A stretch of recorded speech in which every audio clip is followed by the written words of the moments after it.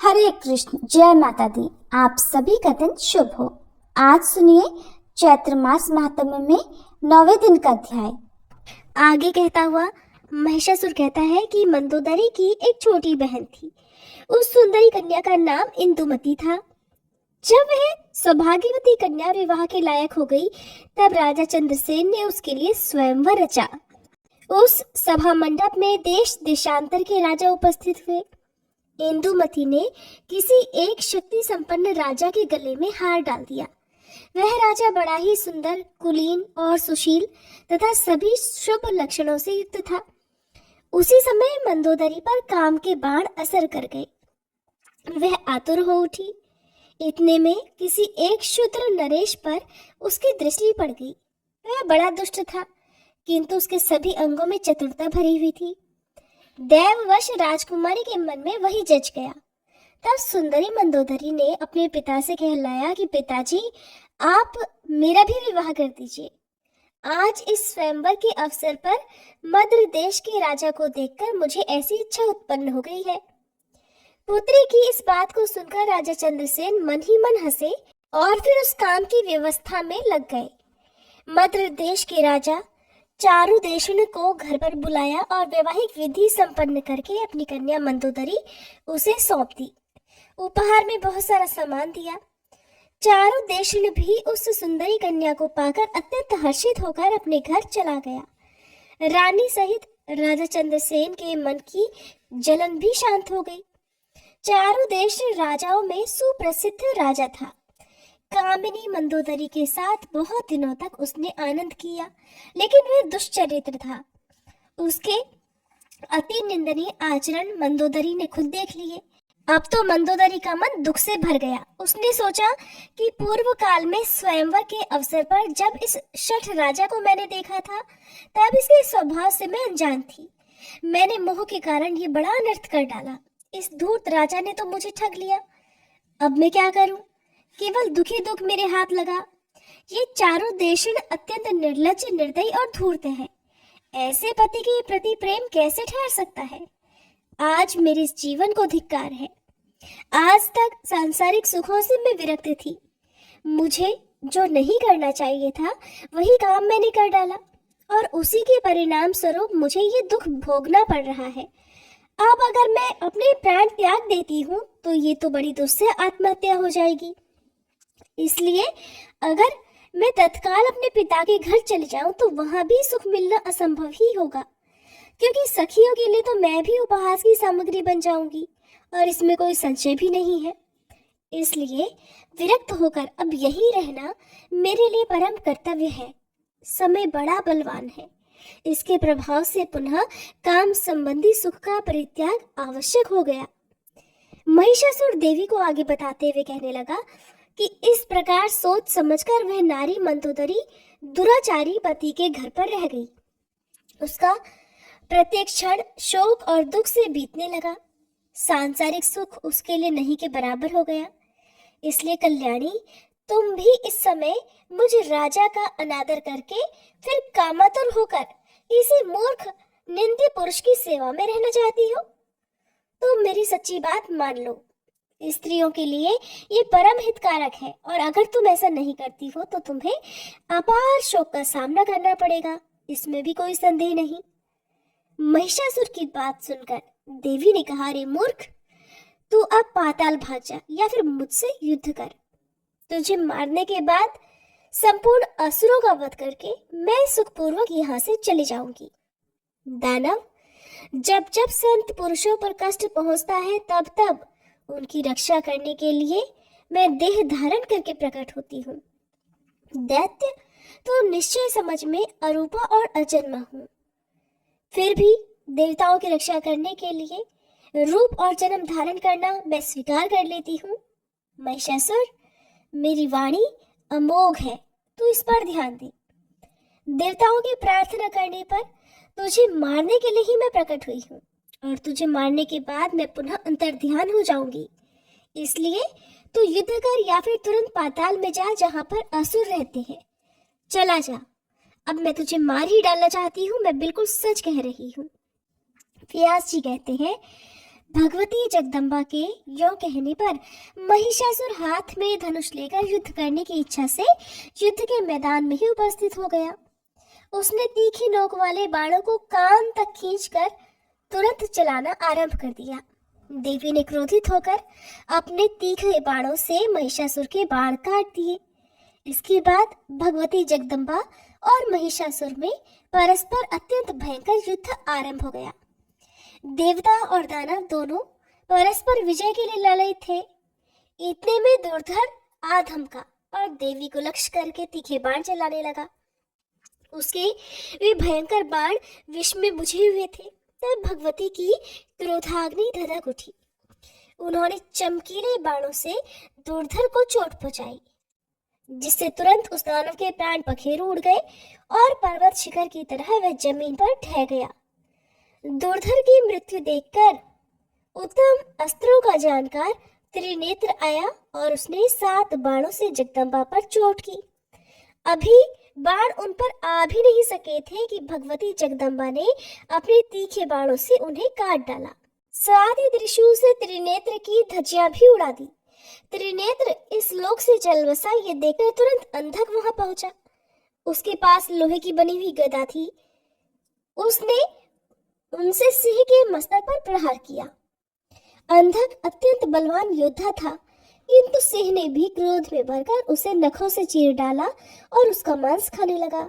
इतने में राक्षस युद्ध के मैदान में काम आ गए। ये देखकर महिषासुर के आश्चर्य की सीमा नहीं रही। उसने देवी को बाणों का लक्ष्य बनाया और बाणों के अपने शरीर पर आने से पहले ही देवी ने उन तीखे तीरों से उन सबके टुकड़े टुकड़े कर दिए और फिर गदा से जोर से उसकी छाती में चोट पहुंचाई। देवताओं के लिए कंटक स्वरूप वह दैत्य महान नीच था। गदा की चोट लगने से उसे मूर्छा आ गई और फिर पीड़ा सहन करके वह तुरंत युद्ध भूमि में आ पहुंचा। उसने अपनी गदा सिंह के मस्तक पर चला दी। अब तो सिंह को बड़ा क्रोध आ गया, इसलिए अपने नखों से उस महान दानव को फाड़ डालने में वह तत्पर हो गया।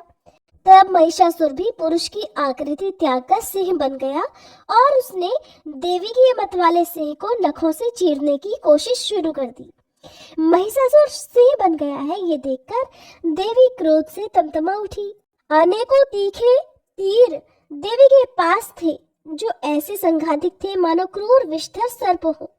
ये महिषासुर पर उन बाणों की वर्षा करने लगी। तब महिषासुर सिंह का वेश त्याग कर हाथी बन गया। फिर मनुष्य बनकर उसने हाथ में पर्वत का शिखर उठा लिया और उसे भगवती चंडिका पर फेंकने लगा। जगदम्बा ने अपने चमकीले बाणों से आते ही पर्वत शिखर को तिल तिल काट दिया और वे ठठाकर हंसने लगी। तब सिंह जोर से उछला और पुनः गजराज बने हुए महिषासुर के मस्तक पर विराजमान होकर अपने नखों से उसे फाड़ने लगा। इतने में महिषासुर हाथी का रूप त्याग कर अत्यंत बलवान और भयंकर शरभ बन गया और कुपित होकर देवी के सिंह को मारने का प्रयास करने लगा। उस दानव को शरभ वेशधारी देखकर देवी क्रोध में भर गई। उन्होंने झट तलवार से उसके मस्तक पर आघात किया। उस दानव ने भी देवी पर चोट की। अब दोनों में अत्यंत भयंकर युद्ध होने लगा। उसने फिर से भैंसे की आकृति धारण कर ली और सींगों से देवी को मारने लगा। उसका भय रूप बड़ा भयानक और विकराल था। अब तो उसकी पूंछ घुमाने और सींग झाड़ने से देवी को चोट लगने लगी। तभी देवी ने जोर से गरज कर कहा कि मूर्ख, व्यर्थ अभिमान मत कर, युद्ध के मैदान में ठहर जा। मैं तुझे मारकर श्रेष्ठ देवताओं को निर्भय बनाऊंगी। व्यास जी ने कहा। इस प्रकार कहकर भगवती चंडिका उसी क्षण त्रिशूल उठाकर महिषासुर पर झपटी। उनके इस प्रयास से देवताओं में बड़ा हर्ष छा गया। वे प्रसन्नता से भरकर देवी की स्तुति करने लगे। उन्होंने आकाश से पुष्प बरसाना आरंभ कर दिया। उनके मुख से बार बार विजय की घोषणा निकलने लगी। साथ ही दुंदुभियां बज उठी। उस समय ऋषि, गंधर्व, पिशाच, नाग, चारण और किन्नर गण आकाश में ठहरकर ये सारा युद्ध का दृश्य देख रहे थे। उनके मन में बड़ा आश्चर्य हो रहा था और आनंद भी हो रहा था।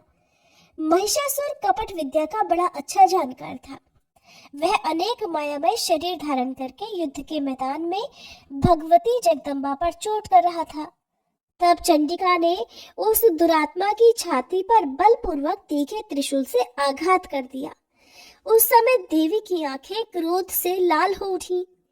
चोट लगने पर महिषासुर भूमि पर गिर पड़ा।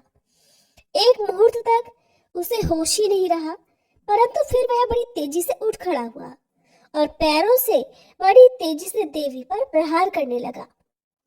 पैरों से मारने के बाद बार बार ठाका मारकर हंसता भी था। उसके मुख से भयंकर गर्जना निकल रही थी, जिसे सुनकर देवताओं के हृदय में आतंक छा जाता था। इसके बाद भगवती जगदम्बा ने 1000 अरों वाला श्रेष्ठ चक्र हाथ में उठा लिया। महिषासुर सामने खड़ा हुआ था। देवी बड़े ऊंचे स्वर से गरजकर उससे कहने लगी, अरे मदांध, इस चक्र को देख, तेरे मस्तक को ये धड़ से अलग कर देगा। अभी क्षण मात्र तुझे ठहरना है, फिर तो यमलोक जाने की तैयारी है ही। ऐसा कहकर भगवती चंडिका ने उस युद्ध स्थली में भयंकर चक्र चला दिया। उस चक्र के लगते ही महिषासुर का मस्तक धड़ से अलग हो गया। उस समय उसके विशाल कंठ की नली से इस प्रकार गर्म खून की धारा बहने लगी, मानो गेरू आदि धातुओं से युक्त लाल पानी का झरना बड़ी तेजी से पर्वत से गिर रहा हो। मस्तक कट जाने पर महिषासुर का धड़ चक्कर काटकर धरती पर गिर पड़ा। देवताओं के मुख से सुख बढ़ाने वाली विजय घोषणा शुरू हो गई। भगवती के वाहन सिंह में भी अप्रतिम बल था। युद्ध भूमि से भागने में व्यस्त जितने भी दानव थे, उन्हें वह इस प्रकार खाने लगा मानो उसे बड़ी जोर की भूख सता रही हो। राजन, क्रूर महिषासुर के मर जाने पर बचे हुए संपूर्ण दानव भय से त्रस्त हो उठे। उन सब ने पाताल लोक की राह पकड़ ली। उस दानव के चल बसने पर भूमंडल पर जितने भी देवता, मुनि, मानव या अन्य साधु पुरुष थे, उन सब के मन में अपार हर्ष हुआ। फिर भगवती चंडिका भी युद्धभूमि से प्रस्थान करके एक पवित्र स्थान में जा विराजी। सुरगण को सुखी करना भगवती का स्वभाव ही है, इसलिए उन देवी की आराधना करने के लिए वे तुरंत वहां पर आ पहुंचे।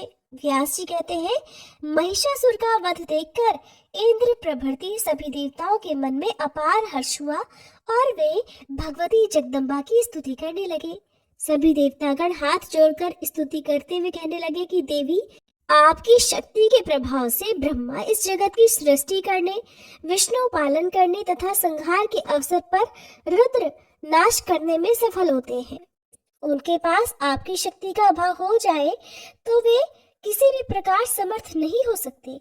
इसलिए जगत की सृष्टि, स्थिति और नाश का कार्य आपके ही ऊपर निर्भर है। कीर्ति, मति, स्मृति, गति, वसुधा, कमला, अजपा, पुष्टि, कला, विजया, गिरिजा, जया, क्षमा, कांति और मेधा, ये सब नाम आपके ही है। ये बात इस त्रिलोकी में विख्यात है। सभी जगत को आश्रय देने वाली है जगदम्बे। आपकी इन शक्तियों से पृथक रहकर कौन ऐसा है जिसमें कार्य करने की क्षमता आ जाए, जो कुछ भी कर सके? भगवती, ये निश्चित है कि ये धारणा शक्ति भी आप ही हो, अन्यथा जो कच्छप और शेषनाग है, उनमें पृथ्वी को धारण करने की क्षमता कैसे आ सकती है? माते, पृथ्वी भी आपसे कोई अतिरिक्त वस्तु नहीं है, क्योंकि अगर ऐसा ना माने तो प्रचुर भार से संपन्न ये जगत निराधार आकाश में भला किस प्रकार ठहर सकता है? जगत के चराचर प्राणियों को भोग प्रदान करना भी आपका ही कार्य है। 7 प्रकृतियां और 16 विकार आपके ही अंश हैं, जिनसे युक्त होने के कारण जीव जगत सदा बना रहता है। देवी, आप सदा करुणा रस से ओतप्रोत रहती हो। जिन मंद बुद्धि प्राणियों के मन में आपकी आराधना का भाव जागृत नहीं होता, उन भूले हुए व्यक्तियों को संसार रूपी सागर में सदा गिरते रहना ही अभीष्ट है।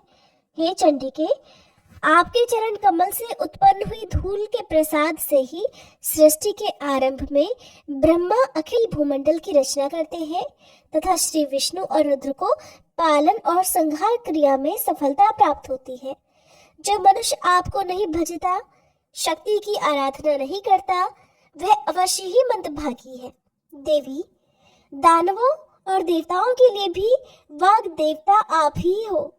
अगर उनके मुख पर आपका निवास न हो तो सर्वोत्कृष्ट देवता भी बोलने में असमर्थ है। मुख होने पर भी आपसे रिक्त रहकर मानव बोल नहीं सकते। भगवती, अद्भुत बात तो ये है कि शत्रु भी आपके लिए दया के पात्र बने रहते हैं। इसलिए युद्ध के मैदान में आपके तीखे बाणों से मरकर वे स्वर्ग के अधिकारी बन जाते हैं।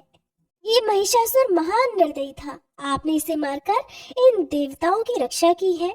हे जननी, हम मंद बुद्धि जन आपकी महिमा कैसे जान सकते हैं?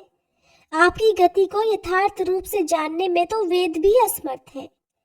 हे सुप्रसिद्ध प्रभाव वाली अंबिके, आपने जगत में महान कार्य किया, जो इस दुरात्मा शत्रु के प्राण हर लिए। ये संसार का अचिंत्य कांटा था। इस कार्य जगत में अवश्य ही आपकी कीर्ति फैली है। अब कृपा पूर्वक आप हमारी रक्षा करो। व्यास जी कहते हैं, इस प्रकार देवताओं के स्तुति करने पर देवी ने मधुर स्वर में उनसे कहा, आदरणीय देवताओं, इसके अलावा जो कोई भी दुस्साध्य कार्य हो तो उसे बताओ। जब जब देवताओं के सामने कोई अत्यंत दुर्घट कार्य उपस्थित हो जाए तब तब मुझे याद करना चाहिए। मैं शीघ्र ही तुम्हारा संकट दूर कर दूंगी। देवताओं ने कहा, देवी, ये महिषासुर हमारा घोर शत्रु था और आज आपके हाथ ये काल का ग्रास बन गया। इससे हमारे सभी कार्य संपूर्ण हो गए। जगदम्बे, अब आप अपने प्रति हमारी ऐसी अविचल भक्ति स्थापित कर दो जिसके परिणाम स्वरूप हमारे द्वारा निरंतर आपके चरण कमलों का स्मरण होता रहे। केवल माता ही ऐसी है जो हजारों अपराधों को सदा सहा करती है। इस बात को जानकर मनुष्य आप जगन माता की उपासना क्यों नहीं करते? इस देह रूपी वृक्ष पर दो पक्षी विराजमान हैं, इनमें निरंतर सख्य भाव वर्तमान रहता है। तीसरा कोई सखा नहीं है जो अपराध क्षमा कर सके। इसलिए अपने परम सखा रूप आप परमेश्वरी को छोड़कर जीव किसकी कृपा से कल्याण प्राप्त कर सकेगा? देवताओं या फिर मानवों में भी वह प्राणी पापात्मा, मंदभागी और अधम है जो अत्यंत दुर्लभ देह धारण करके भी आपके भजन भाजन से विमुख है। मन, वाणी और कर्म से बार बार दोहराकर हम ये सत्य कह रहे हैं, देवी, सुख अथवा दुख प्रत्येक परिस्थिति में आप ही हमारे लिए अद्भुत शरण हो। आप अपने संपूर्ण आयुधों के द्वारा हमारी निरंतर रक्षा करो। आपके चरण कमलों की रज को छोड़कर हमारे लिए और कोई भी शरण नहीं है। श्री व्यास जी कहते हैं, इस प्रकार देवताओं की स्तुति करने पर भगवती जगदम्बा वहीं अंतर्ध्यान हो गई और फिर वहां से प्रस्थान हो गई। राजा जन्मेजय ने व्यास जी से कहा, हे मुनिवर, भगवती जगदम्बा का प्रभाव जगत को शांति प्रदान करने वाला और परम आदरणीय है। मुझे अब इसका पता लगा है। हे मुनिवर, आपके मुखारविंद से निकली हुई इस सुधामयी कथा का रसपान करते करते मेरा मन नहीं अघाता। देवी का यह परम पावन चरित्र कम पुण्य वाले मनुष्यों के लिए प्राप्त होना अत्यंत कठिन है और भगवती जगदम्बा का यह लीला चरित्र देवताओं और प्रधान मुनियों के लिए भी रक्षा का परम साधन है। मनुष्यों को संसार रूपी समुद्र से तारने के लिए ये एक सुदृढ़ नौका है। इसलिए हे सत्यवती नंदन व्यास जी, आप तो बड़े दयालु हैं। आप कृपा करके मुझे देवी का उत्तम चरित्र भी सुनाइए। महिषासुर महान पापी था। देवताओं के सामूहिक संपूर्ण तेज से प्रकट हुई देवी भगवती उसे मारने के बाद देवताओं द्वारा पूजित होकर फिर कहाँ पधारी? महाभाग, अभी अभी आप कह चुके हैं कि भगवती भुवनेश्वरी अंतर्ध्यान हो गई, तो फिर स्वर्गलोक या मृत्युलोक कहाँ पर उनका निवास हुआ? उन्होंने वहीं अपने दिव्य शरीर का संवरण कर लिया या फिर वे वैकुंठ में विराज गईं? या फिर सुमेरु गिरी को सुशोभित कर लिया? ये सब मुझे बताने की कृपा करें। तब व्यास जी कहने लगे, राजन, मैं इसके पूर्व तुमसे कह चुका हूँ कि मणिद्वीप एक रमणीय धाम है। वहाँ देवी जी सदा क्रीड़ा किया करती है। वह स्थान उनके लिए बहुत प्रिय बतलाया गया है। ये वो स्थान है जहाँ पहुँचने पर श्री ब्रह्मा, विष्णु और शंकर जी को स्त्री हो जाना पड़ा था और पुनः पुरुषत्व पाकर फिर वे अपने अपने कार्य में संलग्न हुए। वह परम मनोहर द्वीप अमृतमय समुद्र के मध्य भाग में विराजमान है। भगवती जगदम्बा तरह तरह के रूप धारण करके वहां सदा लीला करती है। देवताओं द्वारा स्तुति और सुपूजित होने के बाद कल्याणमयी देवी वही पधार गई। वे माया शक्ति और सनातनी है। उस देवी स्थान पर अविच्छिन्न गति से उनका कीर्तन हुआ करता है। संपूर्ण चराचर की अधिष्ठात्री देवी पधार गईं। ये देखकर देवताओं ने एक सूर्यवंशी महाबाहु राजा को भूमंडल का अध्यक्ष बना दिया। शत्रुघ्न नाम से विख्यात वह राजा सभी शुभ लक्षणों से संपन्न था। महिषासुर की उत्तम राजगद्दी उसे प्राप्त हुई। वह अयोध्या में रहकर राज्य करने लगे। इंद्र प्रभृति संपूर्ण देवता राजा शत्रुघ्न को राज्य का उत्तराधिकारी बनाकर अपने अपने वाहनों पर सवार होकर अपने अपने स्थान के लिए प्रस्थान कर गए। राजन, उन देवताओं के चले जाने पर भी जगत में धर्मराज्य स्थापित हो गया। प्रजा सुख से समय बिताने लगी। मेघ उचित समय पर जल बरसाते थे। पृथ्वी पर उत्तम धन धान्य उपजते थे। वृक्ष सदा फूलों और फलों से लदे रहते थे। सभी ऋतुएं सुखदायिनी थीं। घड़े के समान थन वाली दुधारू गौवें मनुष्यों को इच्छा अनुसार दूध दिया करती थीं। स्वच्छ और शीतल जल वाली नदियों का प्रवाह बड़ी सुगमता से बहता था। उनके वेग से तट छिन्न भिन्न नहीं हो पाते थे। किनारे पर पक्षियों का समूह शोभा बढ़ाता था। ब्राह्मण वेदत्व के जानकार और यज्ञशील थे। क्षत्रियों में धार्मिक भावना जागृत थी। वेदान और अध्ययन में सदा तत्पर रहते थे। शास्त्र विद्या में उनकी विशेष अभिरुचि थी। वे प्रजा की रक्षा में कोई कमी नहीं होने देते थे। सभी राजाओं द्वारा न्याय पूर्वक शासन होता था। किसी में विषय तृष्णा नहीं थी। सभी प्राणी परस्पर मेल मिलाप रखते थे। धन बांटने वालों का एक समाज विद्यमान था। गोठ में झुंड की झुंड गौएं निर्भयता पूर्वक रहती थी। राजन, उस समय धरातल पर ब्राह्मण, क्षत्रिय, वैश्य और शूद्र ये सब के सब देवी के परम उपासक थे। राजा के अनुसार सभी के कर्मों की पर्याप्त व्यवस्था की गई थी। कुछ लोगों का समय अध्ययन में ही बीता था। महिषासुर के कारण उनके कार्यों में जो बाधा आ गई थी वह उसके मर जाने पर दूर हो गई। सबके हृदय की व्यथा शांत हो गई। ब्राह्मण वेद पढ़ने में संलग्न हो गए। उनके व्रत, नियम और दान धर्म में अब कोई बाधा नहीं रही। क्षत्रियगण प्रजा पालन और वैश्यगण व्यापार में लग गए। कुछ वैश्यों के यहाँ खेती, व्यापार, गौपालन तथा सूद पर रुपया चलाने का व्यवसाय था। महिषासुर का वध हो जाने पर इस प्रकार समस्त जगत सुखी हो गया। प्रजा वर्ग में किसी प्रकार की कोई अशांति नहीं रही। सभी मनुष्य बड़ी तत्परता के साथ भगवती चंडिका के चरण कमलों की सेवा में परायण रहने लगे। व्यास जी आगे कहते हैं, राजन सुनो, देवी का उत्तम चरित्र भी कहता हूँ। ये कथा सभी प्राणियों को सुख देने वाली तथा सभी पापों का नाश करने वाली है। शुंभ और निशुंभ ये दो भाई बड़े बलवान राक्षस थे। किसी भी पुरुष के द्वारा इन शूरवीरों की मृत्यु संभव ही नहीं थी। इनके पास बहुत से सैनिक थे। देवताओं को सदा दुखी बनाए रखना इनका मुख्य उद्देश्य था। ये बड़े दुराचारी और घमंडी थे। सारा दानव समाज इनका साथ देने को तत्पर रहता था। देवी भगवती के साथ इनकी घमासान लड़ाई हुई और उस अवसर पर ये दोनों मार डाले गए। देवताओं का हित सोचकर अनुचरों सहित देवी ने ये कार्य संपन्न किया था। इसी युद्ध में महान भुजा वाले चंड और मुंड, अत्यंत भयंकर रक्तबीज और धूम्रलोचन नामक राक्षस भी युद्ध के मैदान में काम आ गए, अर्थात उनका भी वध कर दिया गया। देवी ने इन दानवों का वध करके देवताओं को भीषण भय से मुक्त कर दिया। फिर वे देवताओं के द्वारा सुपूजित होकर पवित्र हिमालय पर्वत पर पधार गई। राजा जन्मेजय ने पूछा कि पूर्व कालवर्ती ये कौन दानव थे? उन्हें कैसे सर्वोत्कृष्ट बल प्राप्त हुआ? किसने उनकी प्रतिष्ठा की और फिर वे कैसे एक स्त्री के हाथों मारे गए? उन्होंने किसकी तपस्या की या फिर किसने उन्हें वरदान दिया जिसके परिणाम स्वरूप वे इतने अपार बलशाली हो गए थे? और फिर वे किस प्रकार मारे गए? हे मुनिवर, ये सभी प्रसंग विस्तार पूर्वक कहने की कृपा कीजिए। तब व्यास जी कहने लगे, राजन सुनो, देवी के चरित्र से संबंध रखने वाली ये कथा बड़ी अद्भुत और विलक्षण है। इसके सुनने से ही सभी पाप नष्ट हो जाते हैं।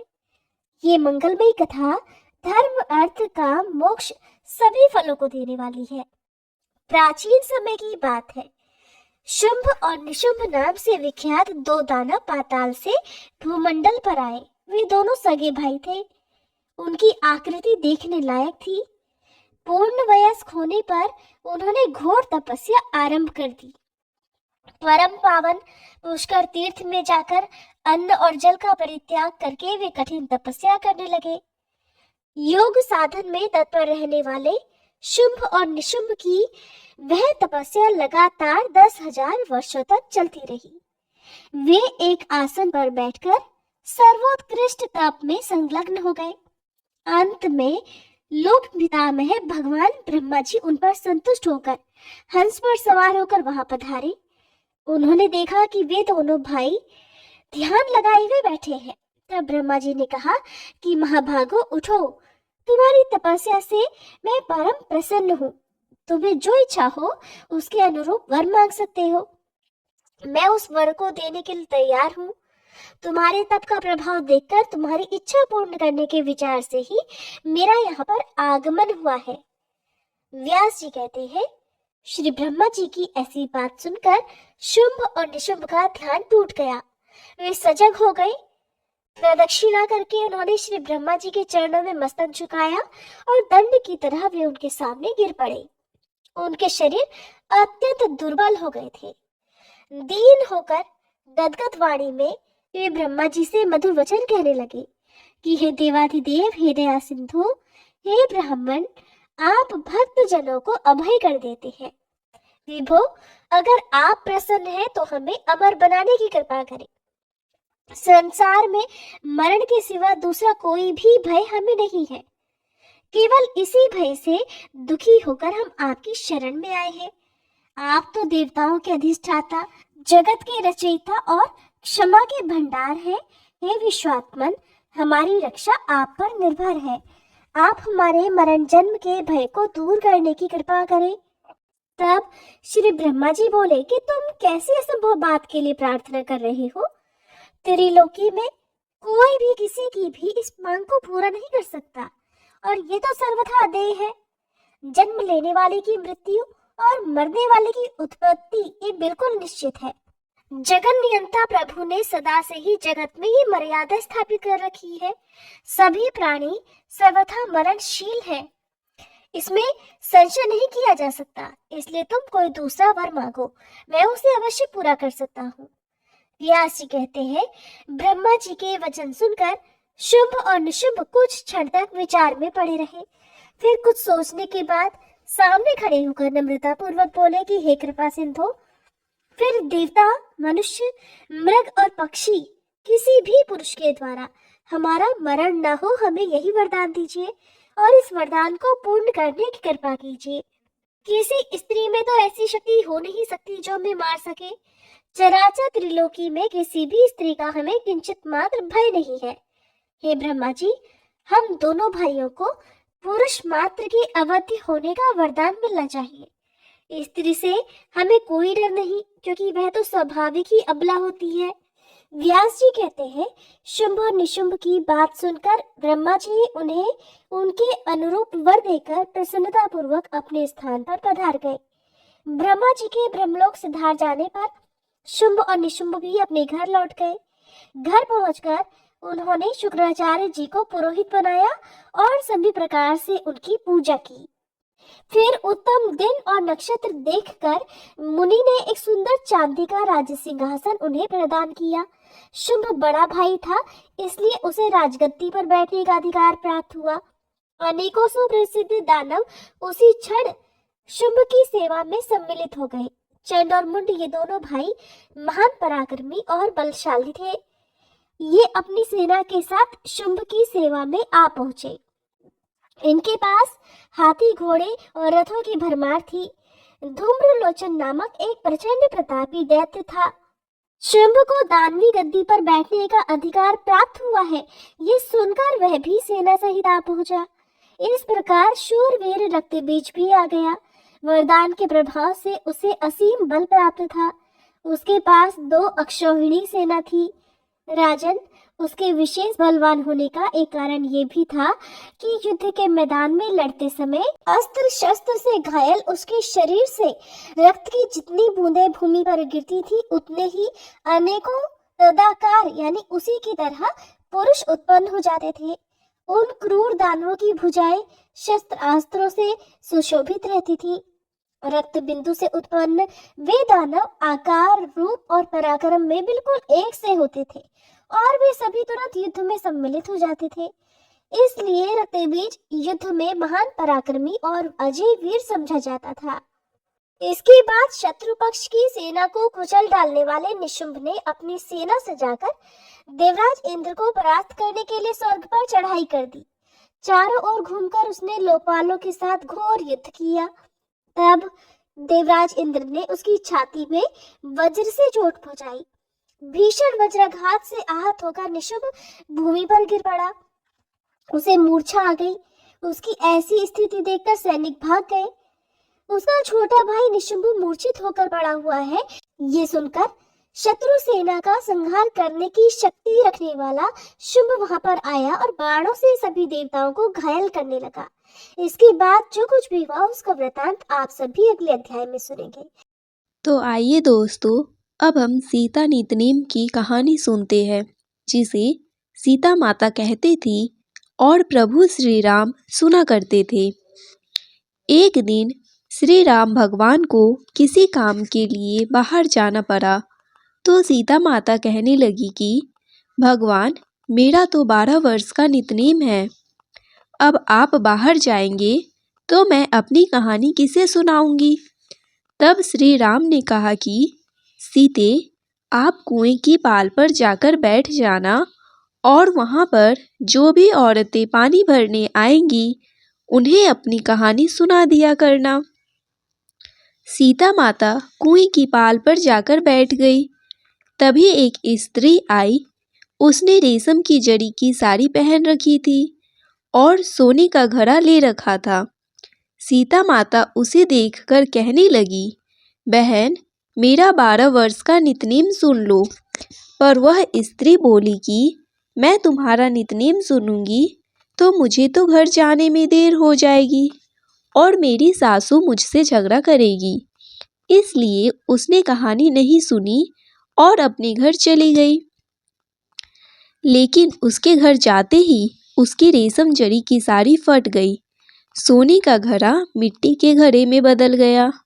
सासू ने देखा तो पूछा, अरे बहू, यह किसका दोष लेकर अपने सिर आ गई है। बहू बोली, माँ जी, कुएं पर एक औरत बैठी थी। उसने अपनी कहानी सुनने के लिए कहा, लेकिन मैंने नहीं सुनी। शायद उसी का यह फल मुझे मिला है। बहू की बात सुनकर अगले दिन वही साड़ी और वही घड़ा लेकर सास कुएं की पाल पर गई। सास को वहीं पर सीता माता बैठी मिली तो माता सीता ने कहा, बहन, मेरी कहानी सुन लीजिए। सासू बोली, एक बार छोड़, मैं तो 4 बार कहानी सुन लूंगी। तब सीता माता बोली, राम आए, लक्ष्मण आए, देश के पुजारी आए, नितनेम का नेम लाए। आओ राम, बैठो राम, तभी रसोई जीमो राम। माखन मिश्री खाओ राम, दूध बतासा पियो राम। सुत के पल का मोठो राम, साल दुसाला पोठो राम, साल दुसाला ओढ़ो राम। जब बोलूं राम ही राम, राम सवारे सबके काम। खाली घर भंडार भरेंगे, सबका बेड़ा पार करेंगे। बोलो श्री राम, जय राम, जय जय राम। सासू बोली, बहन, कहानी तो बहुत अच्छी लगी। फिर कहानी सुनकर सासू घर चली गई और उसकी साड़ी फिर से रेशम जरी की बन गई। मिट्टी का घड़ा फिर वापस से सोने के घड़े में बदल गया। बहू ने देखा तो कहने लगी, सासू माँ, आपने यह सब कैसे किया। सासू बोली, बहू, तू दोष लगाकर आई थी और मैं अब दोष उतार कर आ रही हूँ। बहू ने पूछा कि माँ जी, वह कुएं वाली स्त्री कौन है? सासू ने बताया कि वह तो सीता माता थी। वह पुराने से नया कर देती है, खाली घर में भंडार भर देती है। वह लक्ष्मी जी का वास घर में कर देती है और मनुष्य की जो भी इच्छा हो उसे पूर्ण कर देती है। बहू बोली, माँ जी, फिर तो ऐसी कहानी मुझे भी सुना दो। सासू बोली कि ठीक है, तुम भी सुनो। फिर सास ने कहानी शुरू की। राम आए, लक्ष्मण आए, देश के पुजारी आए, नित नेम का नेम लाए। आओ राम, बैठो राम, तभी रसोई जीमो राम। माखन मिश्री खाओ राम, दूध बतासा पियो राम। सुत के पलका मोठो राम, साल दुसाला पोठो राम, साल दुसाला ओढ़ो राम। जब बोलू राम ही राम, राम सवारे सबके काम। खाली घर भंडार भरेंगे, सबका बेड़ा पार करेंगे। बोलो श्री राम, जय राम, जय जय राम। कहानी सुनकर बहू बोली, माँ जी, कहानी तो बहुत अच्छी है। सासू ने कहा, ठीक है, अब से हम इस कहानी को रोज किया करेंगे। अब सास बहू रोज सवेरे उठती, नहाती धोती और पूजा करने के बाद नितनेम की सीता माता की कहानी कहती। एक दिन की बात है, उनके यहाँ पड़ोस की एक औरत आई और बोली कि बहन, जरा सी आँच तो देना। तो वह बहू बोली कि आँच तो अभी हमने जलाई नहीं है। पड़ोसन बोली, तो फिर तुम सुबह 4 बजे से उठकर क्या कर रही हो? तो उन्होंने कहा कि हम तो सुबह सुबह उठकर पूजा करते हैं, फिर सीता माता की कहानी करते हैं। पड़ोसन ने उनकी बात सुनकर फिर कहा कि सीता माता की कहानी कहने से तुम्हें क्या मिला? तब वे दोनों बोली कि सीता माता की कहानी कहने से घर में भंडार भर जाते हैं, सारे काम पूर्ण हो जाते हैं, मन की इच्छा भी पूरी होती है। पड़ोसन ने कहा, बहन, अगर ऐसा है तब तो फिर मुझे भी कहानी सुना दो। तब बहू बोली कि ठीक है, तुम भी यह कहानी सुन लो। राम आए, लक्ष्मण आए, देश के पुजारी आए, नित नेम का नेम लाए।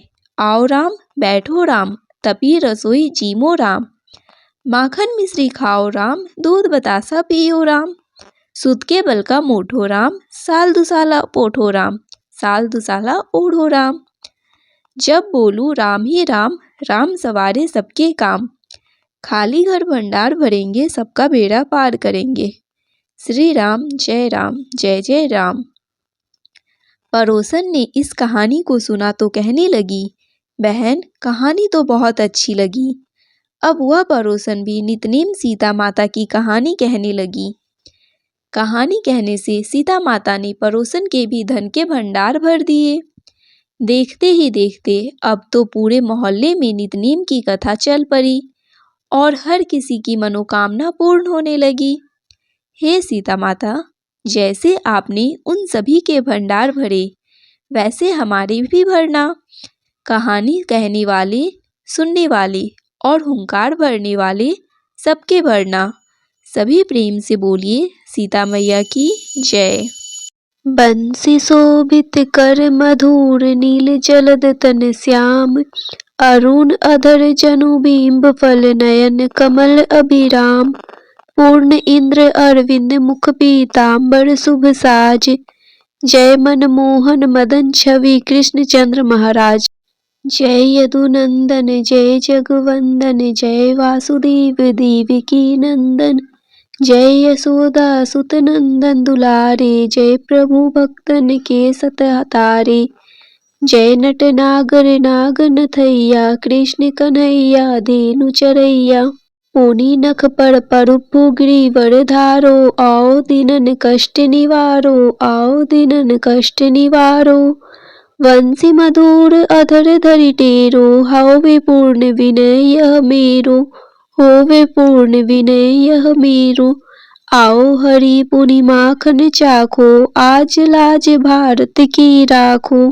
गोल कपोल चिंबुक अरुणारे, मृदु मुस्कान मोहिनी डारे, मृदु मुस्कान मोहिनी डारे।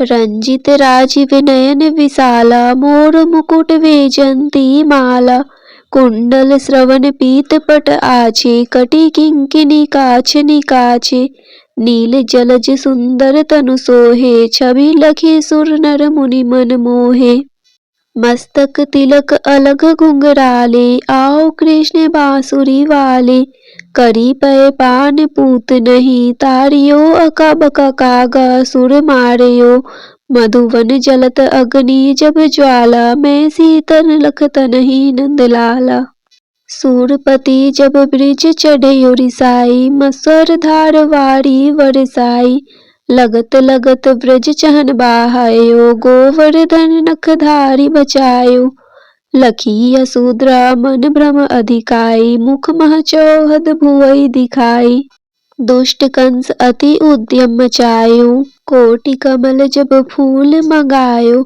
नाथि कालहिनी तुम तिलीनहा चरण चिन्ह दे निर्भय किन्हे करी गोपीन संग रास विलासा सबकी पूरन करी अभिलाषा कीतिक महा असुर संहारयो कंस ही केस पकड़ी दे मारयो मात पिता की बंदई छुड़ाई उग्रसेन कह राज दिलाई वहीं से मृतक छयो सुत लायो मातु देव की शोक मिटायो भौमासुर मुर दैत्य संहारी लाए शत दस सहस कुमारी देवी मही तृण चीर संहारा जरा सिंधु राक्षस कह मारा असुर बकासुर आर्दिक मारियो भक्तन के तब कष्ट निवारियो दीन सुदामा के दुख डारियो तंदुल तीन मुठ मुख डारियो प्रेम के साग विंदुर घर मांगे दुर्योधन के मेवा त्यागे